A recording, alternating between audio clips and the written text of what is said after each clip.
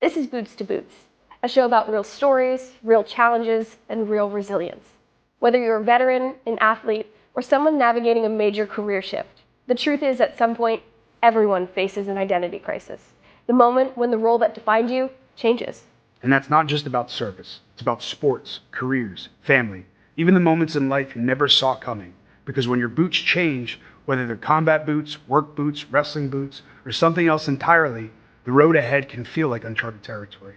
On this podcast, we're talking about those transitions. We're sharing what it's like to start over, to redefine who you are, and to find purpose after the chapter you thought was the main one. And we're not here to sugarcoat it. We're talking about the highs, the lows, and the work that it takes to keep moving forward. You'll hear from veterans, athletes, spouses, friends, and people who have faced the same question you're feeling right now. What's next for me? So whether you've served, supported someone who has, or you're just standing at your own crossroads, you're in the right place. Welcome to Boots to Boots. Welcome back to Boots to Boots. I'm Deonna And I'm Steve Macklin. and the show is all about life after service and the big transitions that shape who we are. And sometimes those transitions happen more than once. Last week, we talked about my journey into wrestling, growing up in a military proud town, and how meeting you brought a whole new meaning to my life. So this week, we're driving into another big chapter for both of us, the moment we both got released from WWE. Two very different experiences and two very different ways of looking at what comes next. So for what comes next, obviously it was very different on our releases. What was different the day that you got that call compared to mine?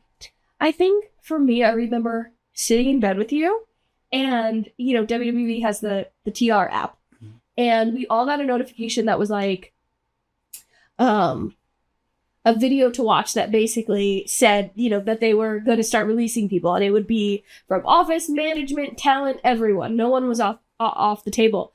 And I remember looking at you and be like, I'm getting fired today. But I think also too, like, I was not happy. I don't think I was happy in the way my wrestling career was turning out in NXT, but then like also who I was as a person at the time. Like, I think the weight of being in NXT had just like hit me so hard in so many different ways that I had been looking for an out. I was just too scared to say I quit. Which I get. And yeah, we went to the gym. We were at Witch's Gym that day. We were at Witch's Gym. We were working out, and 203 Stamford, Connecticut comes up on my phone, and I'm like, it's happening. And I had a really great conversation with Canyon over the phone. He and I have known each other for so many years through all my extra work at WWE and NXT. And I think we had a conversation just a month or two maybe prior to me being released, where I had said, like, I'm just not happy. And clearly, like, I'm in a hole that I can't dig myself out of. And if you guys aren't happy with me and I'm not happy here, maybe we just part ways. Like, and he was kind of like, let's see after WrestleMania, And so after WrestleMania, when he called me, and he was like, I think this is going to make you happy. I think this is what you need. And I said, I think it is too. And I'm so appreciative of you and your honesty. And thank you. And so after that, it was just kind of like, for me. But I know, because I was there when it happened to you as well, you felt like complete 180 for me. Yeah, just because I put so many years in, and just like you put the few years that you were there, but you put so much into it because you've always done that with no matter what you do, and you're like me, and I think that's why we're compatible as husband and wife. Yeah, we're in love with our little weens walking around here. That was Oliver, by the way, before on my lap. He's by my feet now, but it just, it hit me different, but like I also was hit by you because I saw how open like your eyes were, and you just were waiting for that call because you didn't want to quit, because it's that constant paycheck and that comfort and that constant what if there of like, no, I could get a shot, but like for me to watch you get that call and like you were happy and sad at the same time, but more happy. Well, I think I was sad because WWE, I grew up a WWE fan. Like, I didn't know growing up what TNA was or what Ring of Honor was or what, the independents were. Like, I wanted to be the first woman to main event WrestleMania. Yeah.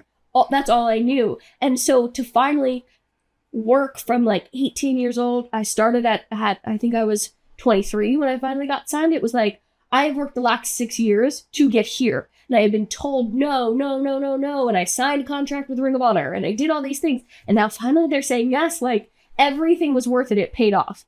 And then I went there, and it was like nothing that I expected it to be, and I felt like I was starting over. All of my relevant job experience didn't matter, like, it was like, I don't even know who I am anymore, because you guys have devalued who I thought I was so much. And so for me, it was more like, this is not at all what I thought this would be. This is not my dream come true. And that's what was sad, was like, this is all I wanted, and it broke my heart, and it broke my spirit. But now I'm out of it, and like, I also now don't even know that I love wrestling anymore.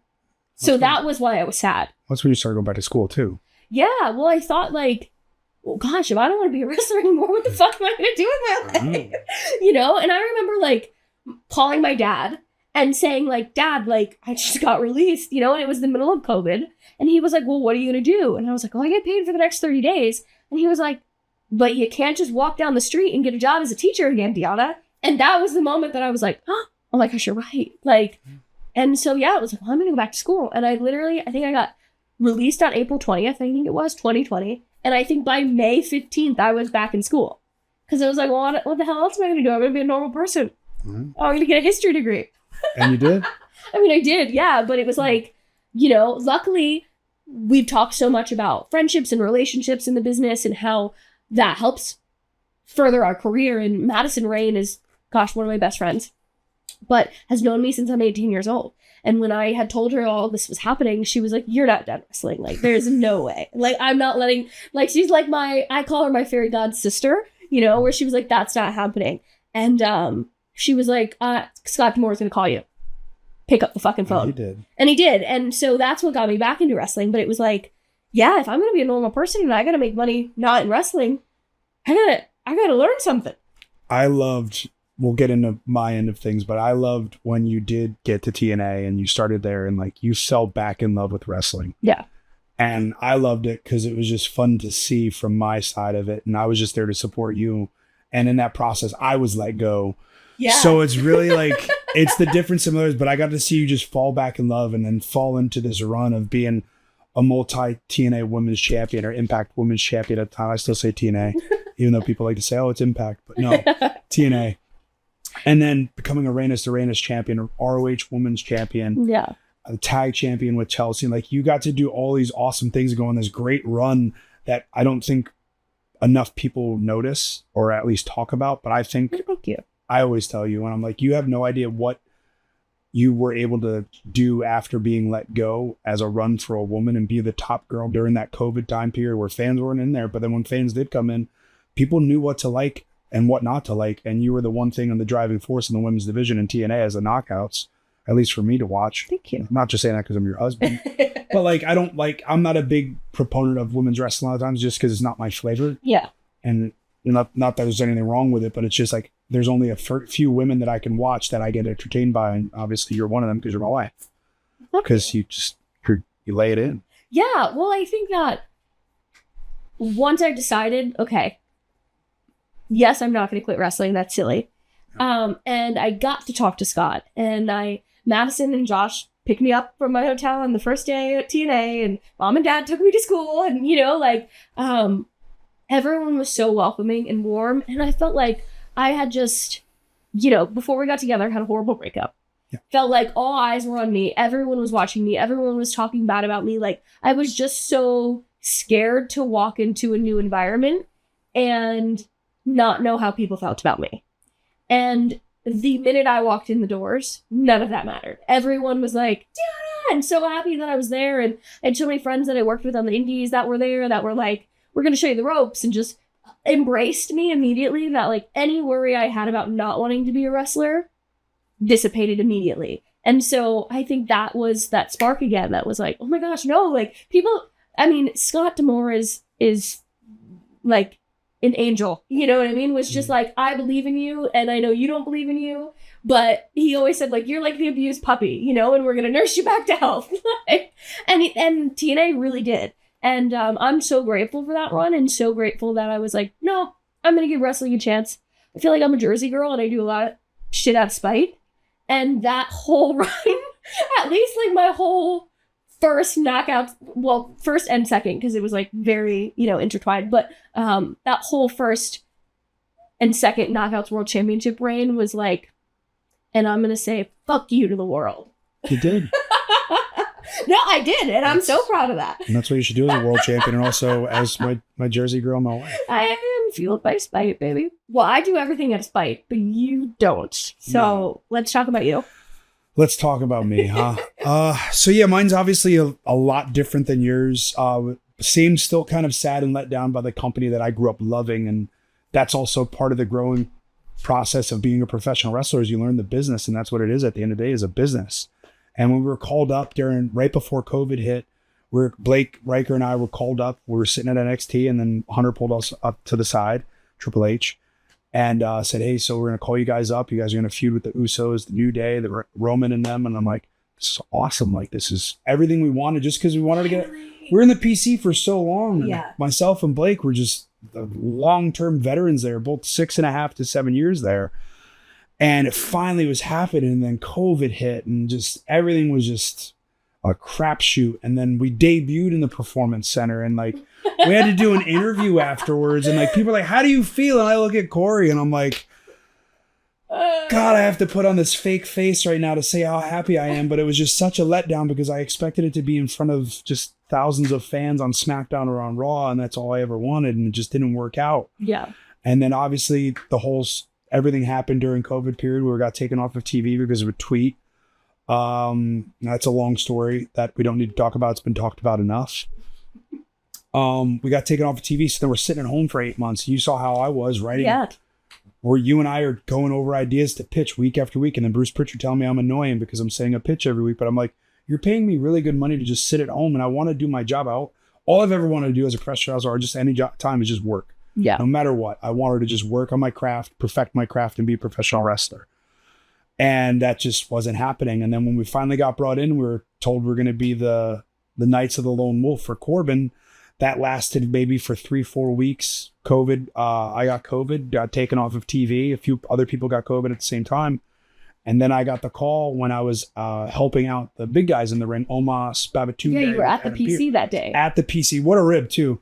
Getting fired while I'm at the PC over a text. Yeah. But it was Mark Carano who texted me. He said, "Hey, you need to call me back." I was like, "Oh, okay, cool. I'm just at the PC. I'm leaving. I'll call you in a few." He's like, "Oh, I'm on a flight to Tampa right now." I'm like, "Oh, okay, cool. We're going to Tampa this week for where the Rays played, Tropicana, where the Thunderdome was." Mm-hmm. So I was like, "Okay, cool." I called him when I got home, and Carano gave me the thing of creative has nothing for you. And I remember you standing next to me, and I put him on mute. And I go, "I'm there." Well, and I remember being like, You're like, no. I remember being like, well, you're in a tag team. So like, ask him like, well, I'm in a tag team. Is my partner fired? Like, can we give Corey like a heads up? Like, and I also remember being like, if creative has nothing for you, which obviously is like, yes, if creative has nothing for me, it's obviously I did something wrong on my end. But also then like creative doesn't have something for your partner. So is your partner being fired, which would have been extremely sad anyway. But I remember you being so heartbroken. Yeah. And so like, I never thought I'd get this call. Yeah. What do I do next? Because that had been your life for 7 years. And now, theme of the podcast, it's like, gotta take the boots off. Gotta change my boots again. Right. Am I going to continue to wear wrestling boots, or do I have to find a pair of work boots? Do I have to find you don't know what's next. And then so for you, I think the next big step was, first of all, accepting the fact that this is real. Yeah, I was heartbroken by it. It just because I put so much time and effort into that place. And granted, I did some things probably on my end that I could have been a little bit more disciplined in my life with drinking and just not happy on my personal side of things until when you finally helped me and clean me up a little bit and get me down the right path again, which is the best thing to ever happen to me. So that's a thank you. But it just... yeah, it broke my heart because it was the thing I loved as a child. And I just thought I gave everything. Like, why, like, if I'm willing to give myself and give everything to you, what, like, give that kind of a, but that's the wrestling business. It doesn't, it's never going to do that. I tweeted this the other day because Kiera Hogan is on a reality show and people were like kind of giving her shit online about it. And she kind of just put out this general tweet of like, you know, like, I've always loved wrestling. She loved wrestling since she was a kid, but I've always known that wrestling is a platform to get me somewhere else. And I'm not happy with the foundation. I want to build an empire. And I quote tweeted it and I said, you know, we love a business that doesn't have to love us back. Yeah. And we love a business that doesn't owe us anything. And so we have to continue to evolve if we want to build our empires. Change your boots. Yeah. Change the boots. Or just get another pair of boots that you can take on and off every now and then. Yeah, and I think that reigns true for a lot of things. And even when you are successful and at the top, I have friends who are doing some crazy cool stuff right now that still are like, I'm giving, and I'm not getting anything back, you know? And I think that's something that we all go through is like, I love this so much, and why doesn't it love me back? And why aren't I reaping the benefits right now? But I mean, look at what going through that got you. It got you a world championship. It got you to be an inaugural, you know, TNA international champion. Like, but yes, you had to go through that sadness to come out on the other end. And it was even the day I got let go is, all right, cool. What's next? Well, how am I going to take care of us? Is wrestling still going to be my thing? And then it was applying for jobs with the VA. Yeah. Which you applied for so many. I got told, no, I'm not qualified yet. I don't think I've ever asked you that question. Like, how does that feel to say, okay, I'm going from like wrestling in front of 2 million people on SmackDown to applying to be the janitor at the Veteran Affairs, you know, department in Baldwin Park, Florida. And I'm getting told no. It's like, I mean, I can only imagine, and I don't ever want to put words in your mouth, but like how defeating that must have felt. It's your manhood a little bit. Yeah. It does. And it sucks because like I'm willing to do the job I don't care what the job is as long as it's taking care of us. Yeah. And that's always instilled in me as a kid. Like no matter what, always provide for your wife, your family, your kids, your dogs, and take care of them. And it was just kind of a little insulting, but also humbling at the same time too. Cause all right, cool. Now I got to get my shit together. Yeah. Like, what do I need to do? And that's when we brought up college and me going back to school at Southern New Hampshire and using the GI Bill. And I hate school. We're not talking about that because that's a real point of contention in our relationship. We took a break on that. Real fucking issue. We took a break on that because it's just, I like what I like. And like and you say it to me all the time, is like, you have one mode and it's whatever you're focused on is it. Yeah. And my brain isn't that way. And luckily, TNA was another option. And when I came for one of the shows at the studio in Nashville, it was a slam. I said hello to everybody in the locker room. I knew most people, and you were surprised. Like, how do you know all these? I'm like, babe, like everybody's come for tryouts, or I've met them down the road, or at parties, and like hanging out. It's networking that way. And that's the funny part is people don't realize like. Two of the rules I got taught in wrestling was don't date in the business. And then the other one is treat everybody on the way up because you're going to see them on the way down. Yeah. So treat them with respect. Failed the first rule because the wrestling business changed, luckily. Thankful for that. But I fully believe, like, I just try to treat everybody with respect. Even if I know they've done something wrong with me, I don't care. No. Kill them with kindness. I will shake your hand. I'm not going to give my secret away, but. No, you kill him with kindness, and I kill him with a dirty fucking lip. That's why I got you. That's why I got my Jersey girl. But anyway. No, I remember doing the same that Madison did for you. And I had texted Scott, and I had said, my boyfriend just got released from WWE. I am not asking you to give him a job, but he's going to come to TV to hang out. And if you have 5 minutes, I'd love for you to meet up. Yeah. And Scott was like, done. And luckily then it was like, okay, so you're mingling with everyone, you know everyone. D'Lo Brown's a producer. He's from the Monster Factory. Tommy Dreamer knows you, is asking you about your military experience. You guys are We didn't even talk about like anything wrestling though, Tommy and I. Because I sat on a couch by myself just watching the monitor to watch the show. And Tommy and I just talked to your Giants football. Yeah. And that was cool for me because like I wasn't there looking for a job. I just wanted to be around wrestling because that's like, again, back to the locker room, like, that's my safe place. Like, being in the locker room, being around the boys and the girls and just talking wrestling and just, it's also in an environment you had never been in. Yeah. You went from Monster Factory, you did do an indie or two, but not great ones, to WWE. So now you're in, like, a completely different locker room that has such a great legacy for the camaraderie, for, you know, being, like, working class wrestlers that have a chip on their shoulder. And so, you know, I remember then, so they offer you a contract, right? Fast forward a few months, and you have your debut match. And afterwards, Scott is like, we didn't even know if you could work. We gave you the job and we didn't even know if you could do it. And look at me now. Yeah, and that famous moment where the kid goes up, he was like the extra. Oh, I won all their hearts on that one. I forget his name. I feel so bad because he was so he was a nice guy. No, it wasn't. Hotch was my first match there, which and it wasn't no, I forget his name. It wasn't David Hero's son, Cal. No, but this kid. Anyway, I make my entrance. So in get over matches, squash matches, person's already usually in the ring. So here I am making my entrance, and as I'm hitting my pose on the apron, the kid, and I said, I'm already in the ring. This kid gets up, turns his back on me, and stands on the post.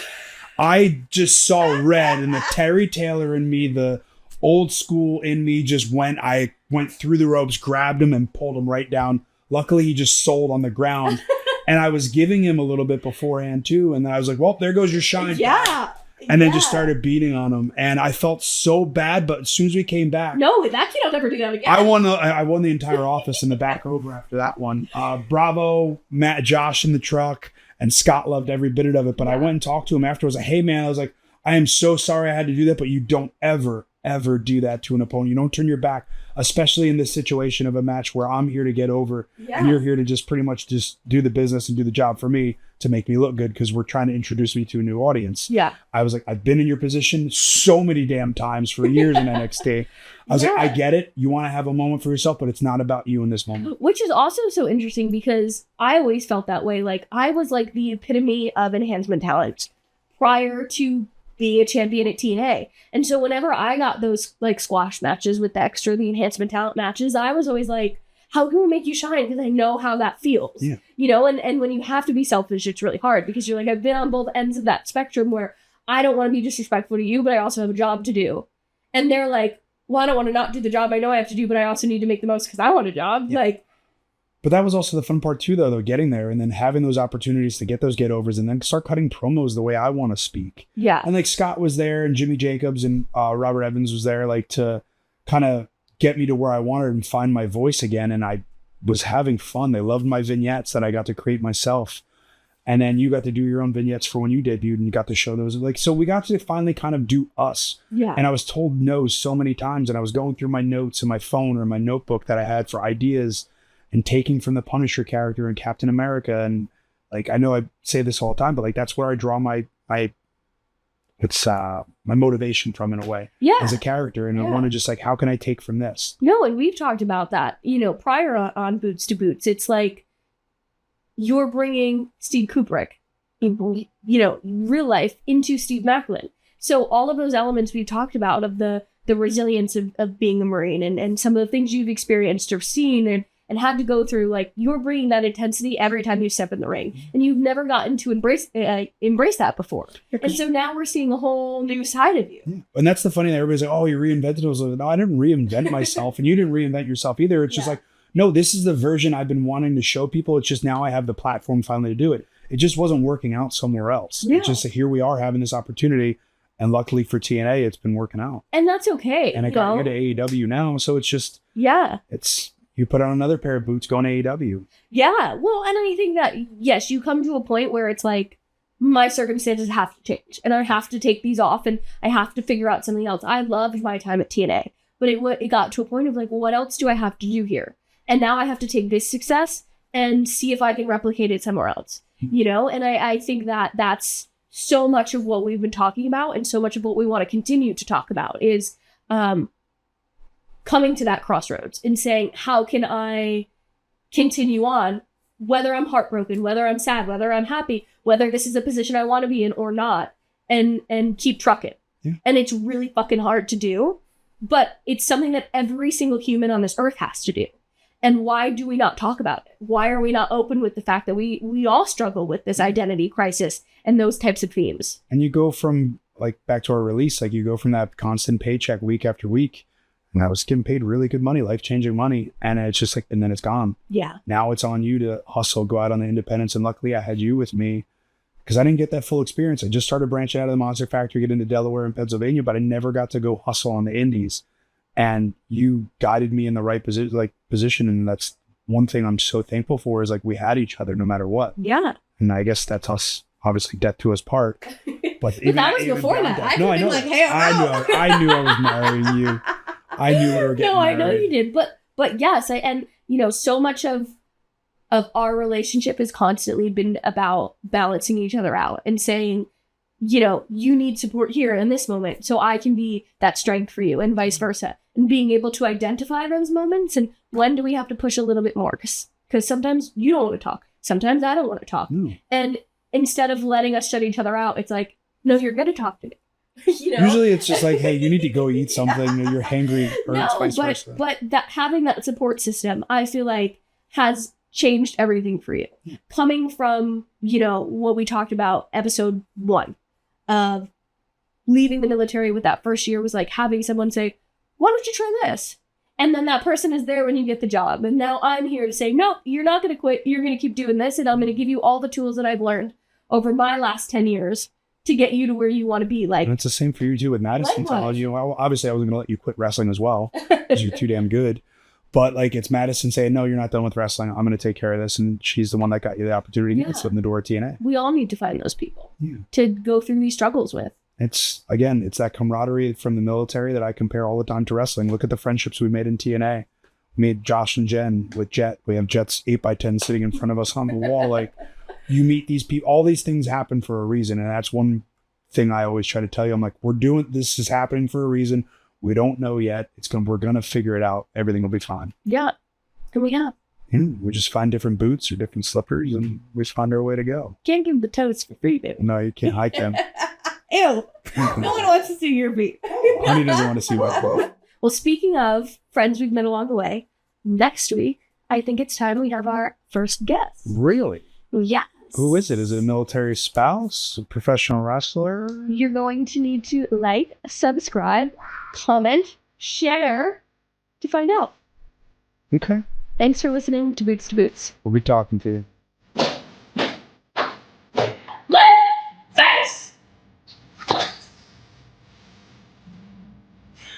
Thank you for listening. Thank you for watching. Please like, subscribe, and listen wherever you get your podcasts. This is Boots to Boots. We'll be talking to you. Hey, soldier. It's Marie.